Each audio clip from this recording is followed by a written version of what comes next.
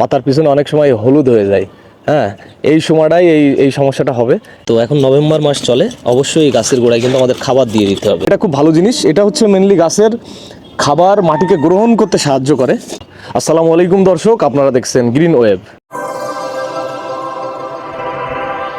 আশা করি সবাই ভালো আছেন। আজকের ভিডিওর এপিসোডটা হচ্ছে আঙ্গুর গাছ নিয়ে। আপনারা জানেন যে অলরেডি আমি একটা আঙ্গুরের আমার ছাদ বাগানে যে আঙ্গুরের বাগান আছে, এই আঙ্গুরের মাচার নিচে দাঁড়িয়ে আছি এবং গেলবার এই আঙ্গুরের গাছগুলোতে কিন্তু প্রচুর ফলন এসেছিল, থোকায় থোকায় ফলন। এবং আমার এখানে সাধারণত বাইকনুর, ডিকজন, অ্যাকোলো, নাড়ু সিডলেস সহ বেশ কিছু ভালো ভালো দামি জাতের আঙ্গুর গাছ আছে। তো আমরা এই আঙ্গুর গাছের কি পরিচর্যা করব, এখন নভেম্বর মাস চলে, এই সময়টাই কিন্তু আঙ্গুর গাছের কিছু পরিচর্যা আছে। তো আপনাদের যাদের যাদের আঙ্গুর গাছ আছে আপনারা এই পরিচর্যাগুলো অবশ্যই এখন করবেন। তো টোটাল বিষয়টা আপনারা দেখলে বুঝতে পারবেন। তো আমরা ফিজিক্যালি আপনাদেরকে দেখাবো। তো চলুন দেখে নেওয়া যাক ভিডিওটি। তো যারা নতুন আঙ্গুর গাছ করতেছেন তারা এই সময়টাই এই গাছের এই চেহারা দেখলে ভয় পেয়ে যান যে আমার গাছগুলো কি মরে যাচ্ছে নাকি, কোনো পাতা নাই গাছে। এই যে দেখতে পাচ্ছেন পুরো রুক্ষ। হ্যাঁ, গাছগুলোর অবস্থা দেখলে মনে হচ্ছে গাছগুলো মারা যাচ্ছে, কিন্তু না, গাছ এই সময় আসলে এইরকম অবস্থায় থাকে, ডরমেন্সি পিরিয়ড বলা যায়। তো আমরা লাগিয়েছিলাম কিন্তু এই যে ক্যারেটগুলোতে, এবং এই গাছটাতে অবিশ্বাস্য ফলন পেয়েছিলাম।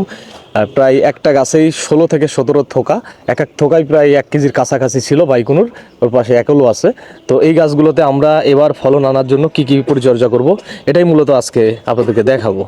তো দর্শকবৃন্দ, ফার্স্টে হচ্ছে আমাদের এই 2 বছর বয়সী আঙ্গুর গাছটার গোড়া খুঁড়ে নিব। হ্যাঁ, বেশি শিকড় যেন নষ্ট না হয়। আমরা জানি আঙ্গুর গাছের শিকড় কিন্তু অনেক হয়। তো আমরা জাস্ট খাবার দেওয়ার জন্য যতটুকু খুঁড়া যায় আমি জাস্ট হচ্ছে এইভাবে খুঁড়ে নিচ্ছি। তো এখন নভেম্বর মাস চলে, অবশ্যই এই গাছের গোড়ায় কিন্তু আমাদের খাবার দিয়ে দিতে হবে। তো কী কী খাবার দিচ্ছি এটা আপনাদেরকে দেখাবো। আমার হাতে দেখতে পাচ্ছেন এটা হচ্ছে পটাশ সার, লাল পটাশ বলে। তো এই ধরনের আপেলের বড় ক্যারেটের জন্য আমরা 1 চামচ, একটু উঁচু উঁচু করে 1 চামচ পটাশ সার নিয়ে নিচ্ছি। নিয়ে আমরা হচ্ছে এখানে দিয়ে দিব। এই যে গোড়ার চারিপাশ কিন্তু খুঁড়ে নিয়েছিলাম। হ্যাঁ, এখানে একটু কম হয়ে গেছে, 1 চামচ একটু উঁচু উঁচু করে দিবেন যেহেতু বড় ক্যারেট। প্রথমে পটাশ সার দিয়ে দিলাম, এরপর আমরা দেবো টিএসপি, এই যে 1 চামচ মতো টিএসপি সার আমরা দিয়ে দিচ্ছি। এরপরে যে জিনিসটা দিব এটা হচ্ছে হিউমিক অ্যাসিড বলে।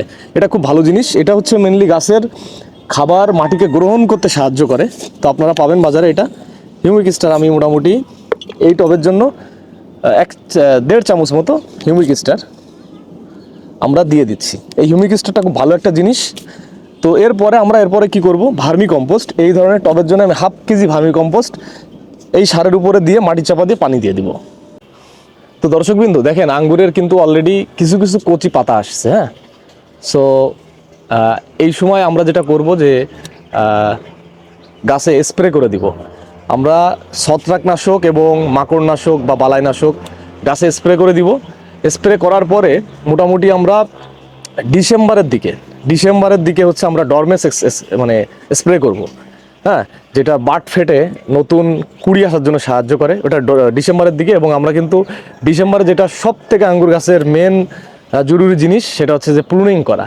তো আমরা কিন্তু এই ওয়াই আকৃতির শেপ রেখে এই যে ডালগুলো দেখতে পাচ্ছেন এগুলো কিন্তু প্রুনিং করব। তো প্রুনিং যখন করব তখন কিন্তু আপনাদেরকে আমরা ভিডিওতে দেখাবো। তো এখন নভেম্বর মাস, এখন কিন্তু আপনারা অবশ্যই আঙ্গুর গাছের এই ধরনের চিত্র দেখে ভয় পাবেন না যে গাছে পাতা নাই, গাছ মরে যাচ্ছে। গাছের চিত্র এরকমই থাকবে, আঙ্গুর গাছ এমনই। এরপরে যখন ডিসেম্বরে আমরা কাটিং করে দিব বা প্রুনিং করে দিব, তারপরে আমরা ডরমেক্স যখন স্প্রে করব, ঠিক আছে, ডরমেক্স হচ্ছে এটা গাছের একটা জিনিস, এটা আপনারা পাবেন অনলাইনে। তখন কিন্তু এই বাট ফেটে ফেটে বিভিন্ন কুড়ি বের হবে, মানে লতা বের হবে, তখন ফল ফুল আসা শুরু হবে। তো পরবর্তীতে স্টেপ বাই স্টেপ আপনাদেরকে দেখাই দেবো যে এরপরে আপনারা কি কি করবেন। আর আঙ্গুর গাছে এই যে ছত্রাকে আক্রমণ হইলে ধরেন এরকম হয়ে যায়, ছত্রাকনাশক স্প্রে করবেন।